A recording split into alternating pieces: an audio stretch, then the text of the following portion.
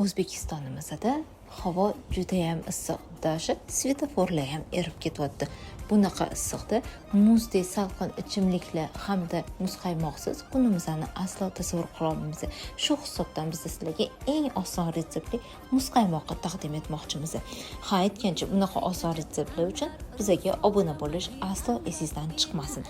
Tayyor bo'lsanglar, videoda ko'rib turganingizdek, bugun biz sizlar bilan barchamiz yoshligimizdan sevib iste'mol qiluvchi stakanchik sливочный мороженыйni birgalikda tayyorlaymiz. Bizga kerak bo'ladi qaymoq hamda sgushonoy moloko. Birinchi bo'lib qaymoqni videoda ko'rsatilgandek qilib quyiltirib olamiz. Ketidan yarim bankacha quyiltirilgan sut solamiz. Siz tabingizga qarab sal ko'proq qo'shsangiz ham bo'ladi.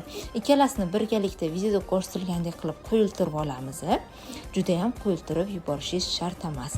Bizga kerak bo'ladi tayyor stakanchigimizni, shunaqa maxsus nonlari, tayyor massani videoda ko'rsatilgandek barchasini ustidan quyib chiqamiz.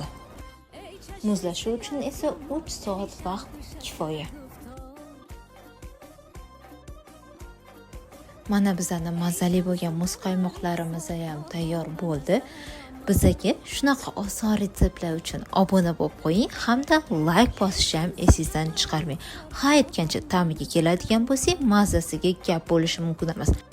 Siz ham tayyorlab ko'ring, aslo afsuslanmaysiz. Ha, aytgancha issiqda o'zingizlarni ehtiyot qilish esingizdan chiqmasin.